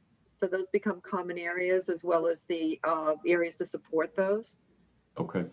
But what we find is the governmental regulations for condos have become stricter over the last 20 years, so that people that did condos, back 20 years ago might not have condo docs. And now they want to go sell one of their units, and they find out that they not only need condo docs, but they need to have budgets, and they need to have reserve funds. They need to have minutes of meetings and all of that for the lenders to look at prior to loaning money for a mortgage. So that forces condo docs to be written and drafted and done in a very expeditious manner. So, but just FYI, I mean, those are basically the issues that come up with condexes. So the newer ones all have them, or most of them have them, but the older ones didn't. So I guess the way I'm looking at it is handle the big ones first, anything that's 4 units or more, and I wouldn't worry too much about the smaller ones at this point, the condexes. One thing I found this week is I went in and looked at the property file on the condex I bought, and the building was never separated into 2 units. As far as the town concerned, it's 1 unit. Huh. Is the town collecting 2 taxes on the whole thing? Yeah, they're collecting 2 taxes, but they have not put a property card in for my side. There's just 1 property card that shows the whole building. I was going to say, I sold the other side and we had everything. So. Right. Well, the bank didn't pick up on mine either, so. Wow. Interesting. Okay. Okay. The last thing that I've got in front of me is one piece of correspondence that came in. It's dated April 22nd, and it's from the owner of the plaza across from Town Hall. It's Georgia. Is it Girakis or Girakis? I thought it was Girakis. Okay. Well, it's from her. She's the owner of the plaza, and it's addressed to this board, and it's regarding Unit E, which was apparently Josiah's restaurant. Looks like it's going to be changing. And her letter says that Benson's Cafe is replacing the former Josiah's restaurant at Kingston Plaza. This will generally be serving breakfast and lunch and may eventually be open during dinner hours on Fridays and Saturdays, closed on Tuesdays. This is therefore a similar use to the previous occupant. Does the planning board require any additional review prior to getting a business occupancy permit and sign permit? Regards, Georgia Girakis, owner. It looks very similar. I don't think we need to review. I can't see any difference between the 2 restaurants in terms of how it affects the town. Agree. Great. May I just Glenn? say something? Glenn? My only comment is, when I spoke with the owner, the new owner, so not Georgia, Well, Georgia is the owner. he indicated to me. You mean the business? Well, I think Georgia owns the plaza. Georgia owns the plaza. she does still own the plaza. She Okay. maintained the ownership of Then- the real estate. All right, so I spoke just with the owner of the business, who indicated to me that to begin with, they were just going to stay the same and use it for breakfast and lunch. And I indicated to him that until I looked back at the original approval, which I have not done, I'm not sure if they were ever granted an allowance for dinner time over there. They did serve dinner at one time for a long Back time. When it was Papa's place. They Yeah, did. So that would have been part of the original approval. Yeah. Perfect. yes. I think what you may be thinking of is when the church was going in the plaza, they had brought up the fact that the restaurant, that because of the number of parking places, doesn't really meet all the requirements of all the storefronts in according to our plans, but said that it didn't overlap with the businesses. It's saying that the church met at night and the restaurant was closed at night, so the parking places were sufficient. So that did come up. I know we did have a discussion about the parking availability there, but we either waived it or accepted the explanation. So, but that's really was the only thing that I can think of that would be affected by opening a restaurant for dinner. And I'm not sure the church is still there. Yes, it is. It is, Yeah. okay. Yeah. Robin, you have your hand up? Apparently that was not intentional. No, and I haven't touched my computer, so I have no idea how that would have happened. I didn't either when mine went up, so. Well, Richard didn't either, so you guys are apparently on the same wavelength. There's a planning board ghost. It's the neighborhood, I think. Neighborhood, yeah. It's the Oh, neighborhood. that's it. That's it. All right, any other comments on this letter then? We had who started the discussion? Richard, was it you? I had said that I didn't think it needed any more review, so. And I agreed. All right, then why don't we make it a motion so we can get this official? Okay, I'll move that we don't need it further review. Second. Motion by Peter Coffin, second by Richard Wilson. Discussion. All right, seeing none, I will call the roll. Steve Padfield, Yes. Robin Duguay, Yes. Lynn Merrill, Yes. Peter Coffin, Yes. Richard Wilson, Yes. Chris Bashaw, Yes. and Glenn Koppelman is yes. So that is unanimous. That passes. Motion carries. Thank you. Okay, so Glenn, you or Ellen will get back to Georgia and report back that nothing further is needed before she goes for business occupancy and sign permit. Yes. Okay. My goodness, with 9 boxes here, it looks like we're on the old Hollywood Squares. Yeah. I'm Charlie Weaver. Yeah.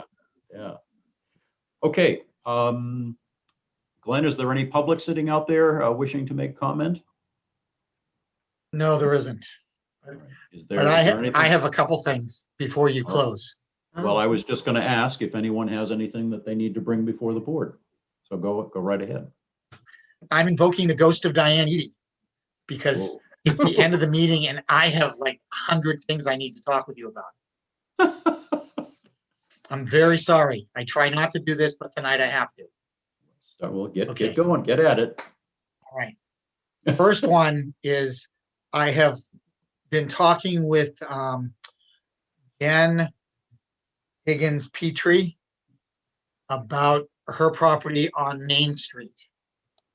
And that is the property that has the large, older structure that, according to the tax cards in town, has no bedrooms, no bathrooms, no kitchens, no anything, and has no purpose. Well, and that was And then there's the home in the back. well, and that was the agreement that allowed them to put the home in the back. But it has curtains and has lights on at night and everything else. Yes. So Yes. So she has inquired as to what can be done with that structure. And I've looked at the property files, I've looked at the records that we have in the planning board office. And my response to her today was that from the planning board side, nothing can be done. That structure can't be used. It has no use. She of course is not the answer that she would like to hear. So I told her that perhaps there is an avenue with the ZBA, but that the Board of Selectmen would really have to be involved in this because that tax card is the oddest tax card in the world. And I just think that there needs to be some general inter-town discussion about this issue again 20 years later.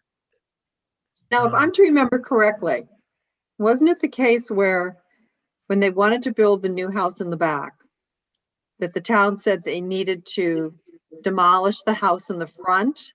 And then, and so that was the intent. And then they were stopped from demolishing the house in the front because it was thought to have historic value and other people felt it should remain because of that value? That that is exactly right. is evidence that I can see in the select board's property file. At that time, the Historic District Commission made some comments about it having historic value. However, having historic value has never been construed to mean that the town can refuse to let them demolish something, except that's exactly what appears to have happened here. But the Historic District Commission has never had that authority to do an outright ban on someone's right to demolish a historic structure. There have been times when there have been issues brought to town meeting, for instance, the Grace Daly House. There was the desire to not see that destroyed without at least investigating how it could be reused. And there was that investigation over a couple of years. But we all know what happened there. So I'm really concerned about where this will all go. And I think that the town needs to talk about it. Because the property owner is very interested in doing something. There were a lot of mistakes made on that property. One was a former building inspector allowed the big massive warehouse type structure on the back of it, which never should have been allowed. And we will have talks on it. I mean, it seems to me that the town put them in this situation, so, and it's ridiculous to have a building sitting there vacant all these years. It just doesn't make any sense to me. Maybe they could go before the zoning board and ask that it become an ADU, even though it doesn't meet the ADU requirements. Or just some sort of compatible use to the Historic District Commission, or Historic District area, rather. Is the desire It's still gonna make me to, very uncomfortable. is their desire still to have it taken down? No. To use it. They want to use it as a residence. They go through this about every 8 or 10 years. Somebody tries to do something. Last time it was all denied, but yet then curtains went up and lights were on at night. And, you know, it was obvious that it was being used, but. Heck, with lumber prices these days, you could part that place out for $1 million. Yeah. Well, Okay. All right. I will take this Obviously, with the right board. you can't have, I mean, unless the property is condoized or something, you really can't have two residences on it unless one happens to be an ADU, and it doesn't qualify for that under the zoning. So it's going to need some relief if it's going to get used. So That was my counsel to her, although beyond, I guess, a variance to the town standard that there can't be two dwellings on a site. I didn't really know where else to counsel about this discussion is going on, and the town should probably try and figure something out here at this time, because there's still a lot of life left in that building. Right. From what I can see from the outside. So Well, I had to bring it to the board's attention. All right. Well, Richard, is it something that you think? I will follow through on it. All right, and it probably would be good to involve the HDC in the discussion. I'll probably involve Sumner first. Well, whatever. Okay. Glenn. Okay. Thank you very much. Issue number one. Issue number two. I've had a discussion with the owner of the Carriagetown Plaza.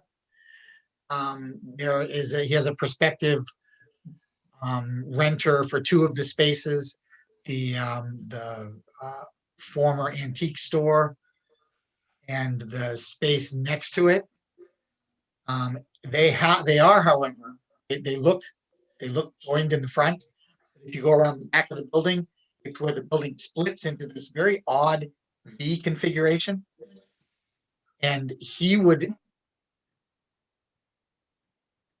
in order for the service, he'd like to do a cut through, a small addition between that V to allow a doorway to connect the two places. It would be about a 300 square foot addition to the back of the building. And here's the rub. There's always a rub. There have been 2 expedited site reviews at Carriagetown over the last 15 years, which means this, according to our regulations, would require a full site plan review.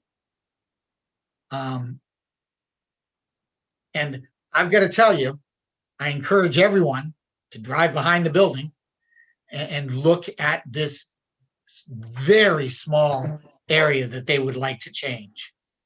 And I guess I would like the board to think about or consider perhaps making a exception to that 2 expedited site plan review rule in this instance. And I know that's something that I want you all to consider and think about. But it seems illogical to me to require a full site plan review and a new engineered plan for this very small change to the back of the building. And Glenn, I'll correct you on that. It's actually the front of the building that's getting changed because it's a V like this, and the V part, the bottom of the V is at the front of the building. So it's connecting right at the front with 2 walkways is what I was shown on the drawing today. So it's going from the front of the building back about 10 or 15 feet, whatever he needs to get a passage through there. But I don't think that you see it from the, you won't see it from You the won't front of the see it building. from anywhere. I mean, Well, you'll see it from you'll see it, but you won't know it's there once behind the it's building. put in. Yeah, You'll see it from behind the building. You won't see it from the front of the building. right. Well, But it is Glenn? in the front part. Glenn, this Yes, this falls under site plan review regs, does it not? it does indeed. Yes. Well, then the owner of the property could request a waiver from that section that limits him to the 2. They could. I've had that discussion with him. I just didn't want to surprise you guys with an application that had that without you knowing that that is guidance that I've offered. So Glenn, at the same time, the rental agent was talking with me, and apparently one of the 4 or 5 new banks that wanted to locate where the TD Bank is currently. Mhm. One of the questions that they had was, would the planning board allow them to take the drive-through bay closest to the bank and make it a drive-up ATM? So obviously all they do is put an ATM machine there. Yeah, I would. But if they're going to do a waiver of the site plan review for that building construction, maybe they might ask for this at the same time. Again, no new construction. exterior construction. It's Right. the reconfiguration of the drive-through window so that the ATM isn't stuck in that front lobby, making you get out of your car every time. And making it it'll be safer if people can stay in their cars. So but I'm just thinking if they're going to come forward for one, they should do both at the same time. Yeah, the owner hadn't talked with me about that, although I had heard that in the, maybe Ellen mentioned it to me or someone mentioned it to me. Yeah. But I didn't have that discussion with the owner. But yes, I think that makes sense to do. So anyway, that was the second one. Again, this doesn't require anything from the board. I just wanted to make you guys aware of conversations that I had had. And there's a third one, and why is my feeble mind not remembering it? Maybe it's one I'm going to bring up. What are you going to bring up? I'm going to bring up the swimming pool. Oh no, I wasn't going to bring that up. Okay. You go ahead. I'm gonna leave Zoom and look at my email really quickly while you bring up that one, Richard. I have 2 things. One is I know Glenn Koppelman got a letter, and I've gotten a couple letters about Saddle Up. And I'm assuming the proper way to handle it is just forward them to Ellen for distribution. Correct. Okay. And those people are starting a campaign to bombard us with information. So just be prepared for that. Second thing is regards to the swimming pool. Glenn had a long meeting with Sumner and Robert and several people. And What swimming once pool? again, Jim Dufresne. Okay. Once again, we found a place in our, it just went blank, ordinances that contradicts each other. And I'm just using that as an example because I think we found one last week based on the 3 units or 4 units and what was commercial, what was residential. But about, I want to say 10 years ago, we went through all of those and tried to find all the mistakes. And I think it's time we do that again. That if people want to start reading some of it and try to really analyze so we don't have that issue. Lynn and Ellen and I were going to get together here in the near term and sort of do that exercise. Well, we have somebody else on the board that seems to do a very good job of picking out discriminatory comments between condo docs, and I thought maybe they may want to read some of it in their spare time too. Yeah, you know, this came up about the definition of structures, and that was Right. one of the things Lynn brought up, and we went around in circles, and this went to the ZBA, and people were arguing that a structure wasn't a structure and all that stuff. So Well, we probably, you know, we kind of pushed that one off, saying, oh, we should definitely put a definition in the ordinance. well, we talked about it last night, and basically it sounds like Jim is probably going to go to the zoning board for it. And I said off camera, which there isn't any public on this, but I said, if I was on the ZBA. Oh, Richard, we're Yes. broadcasting. Oh, okay. But I was under the impression that that swimming pool was actually in common land, not on limited common area. I don't believe that's true, Lynn. Okay. I mean, the bottom line is it's probably going to be challenged either way by somebody. And we had a septic designer engineer in town that challenged us years ago with some of our wording. And that's when we went through and rewrote a lot of stuff. And I think it's time we review a lot of it now and just make sure that we try to pick up on some of this stuff. Yeah, I think at the last meeting, Ellen said that she had, during COVID time, gone through a lot of those and had come up with a number of things as well. Okay. Let me just make a further comment about correspondence that comes in. Richard, you were talking about the possible influx of correspondence regarding the restaurant down on 125. You know, if board members start getting things at their, you know, at their personal email from folks, I would suggest, you know, you just forward it to the planning board's email. Ellen will make sure it gets distributed to the right places. Whatever you do, don't get into conversation about it. Just pass it along. And I'm in kind of a bad situation because they're calling me and asking me as a selectman and not as a planning board member. Yeah. So, you know, I still don't comment on it because, right. you know, that's not the way to do it, but I'm getting asked in 2 different ways. So, well, that's fine. It just goes back to the standard practice that, you know, we as board members, either select board members, planning board members, ZBA members, shouldn't be discussing applications outside of the public hearing process. That's all. It's very simple. Okay. Glenn, did you think of the third thing? I did. I was prodded by my cohort in crime, Ellen. I spoke this afternoon with John Waters, the attorney for Saddle Up. And he had asked me he had an odd request. He asked me if the planning board would consider granting some allowances for some outdoor events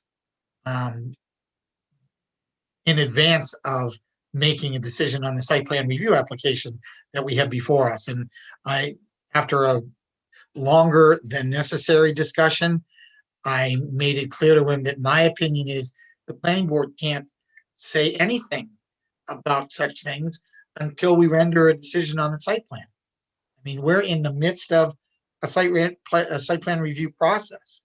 Right. And that process means that the existing site plan is what is in place, and our decision about any uses different from that site plan really doesn't become known until we render our decision.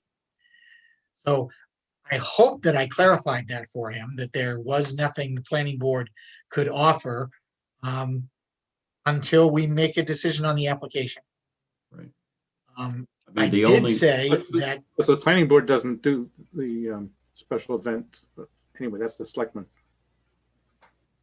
That was the only, there's a townwide special events permit process that Right. goes through the Board of Selectmen. Right. And he's been told that several times. And that is the only avenue that I could see that was available to them for discussion. And so I didn't want you to be sort of sideswiped, Richard, if he said, well, Glenn said that. I made it very clear that there would be nothing coming from the planning board before our decision on the site plan, and that we don't have anything to do with that different process that lies within the powers of the Board of Selectmen. Sounds great. So I just wanted that out there because it's such a contentious issue. That's all I wanted to bring to the board this evening. I'm sorry. Okay. That went on so long. All right. Thank you, Glenn. That's all right. Anybody else? Richard, do you have any other loose ends there? No. Okay. All right. Oh, I will mention one other thing, just that we got about 10 applicants for a code enforcement officer. And out of that, 4 or 5 are very good. Wow. Few people are looking for career changes. We've got one guy that was a building inspector, a planner, a code enforcement agent. You know, there's several that are very good. So we're probably, the application closes Friday, so we'll probably start bringing people in next week, talking to them. So I would hope maybe by the 1st of June, we'll have somebody. That's terrific. That's encouraging that you had that good a response. That is. We were very happy with some of the applicants. That's great. All right. Well, thanks for that update, Richard. All right. Anything else? Hearing none. And if there is no objection, I will call us adjourned at 8:43 p.m. We'll see you in a couple weeks. Okay. Have a good night.